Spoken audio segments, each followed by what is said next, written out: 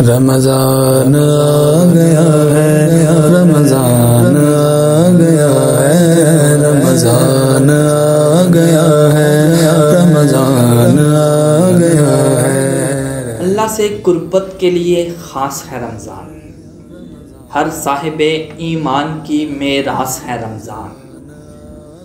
مومن ہے تو ہر پل کو اخوت سے گزارے، اخلاص ہے، ایثار ہے، احساس ہے رمضان۔ راضی خدا ہے جس سے وہی نیک بخت ہے، چہرے پہ نور روزہ کشائی کے وقت ہے، جینے کے لیے رشتہ الفاظ ہے رمضان، ہر صاحب ایمان کی میراث ہے رمضان۔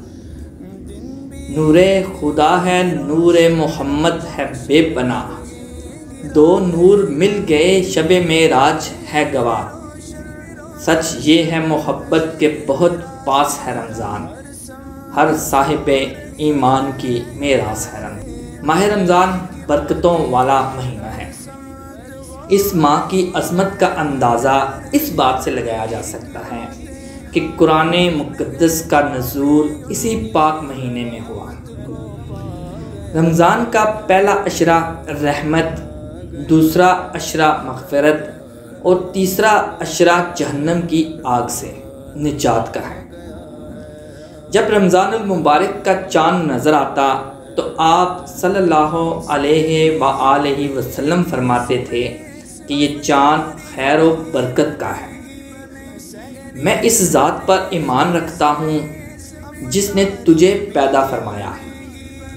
حضرت جبرائیل علیہ السلام نے دعا کی کہ ہلاک ہو جائے وہ شخص جس کو رمضان کا مہینہ ملے اور وہ اپنی بخشش نہ کروا سکے، جس پر حضرت محمد صلی اللہ علیہ وآلہ وسلم نے ارشاد فرمایا آمین۔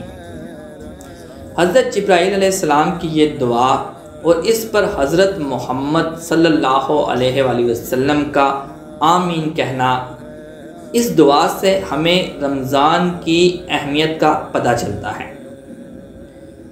روزہ وہ عظیم فریضہ ہے جس کو رب ذوالجلال نے اپنی طرف منسوب فرمایا، اور قیامت کے دن رب تعالیٰ اس کا بدلہ اجر بغیر کسی واسطے کے بذات خود روزہ دار کو عنایت فرمائیں گے۔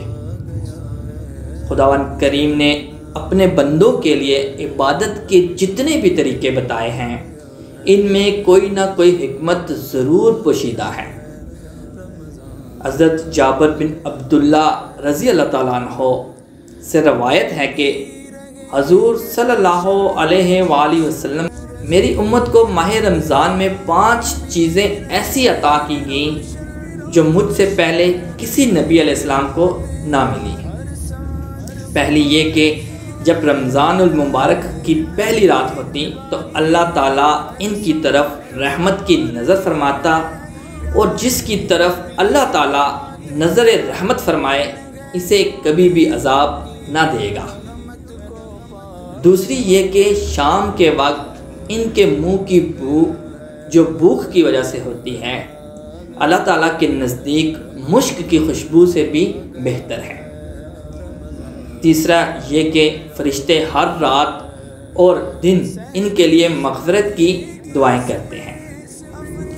چوتھا یہ کہ اللہ تعالیٰ جنت کو حکم دیتے ہوئے ارشاد فرماتا ہے میرے نیک بندوں کے لیے مزین ہو جاؤ، ان قریب وہ دنیا کی مشقت سے میرے گھر اور کرم میں راحت پائیں گے۔